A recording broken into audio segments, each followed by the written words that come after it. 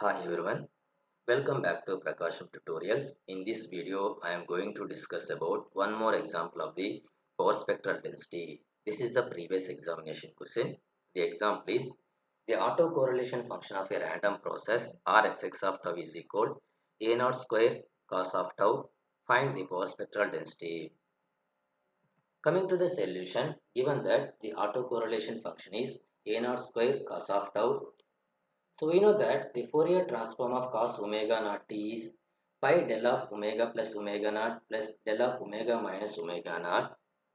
So taking Fourier transform on both sides into given equation, Fourier transform of LHS term is equal Fourier transform of RHS term.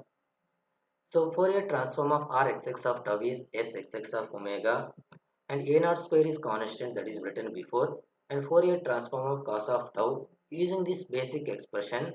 Now here omega naught is equal to 1, so Fourier transform of cos of tau is pi into del of omega plus 1 plus del of omega minus 1.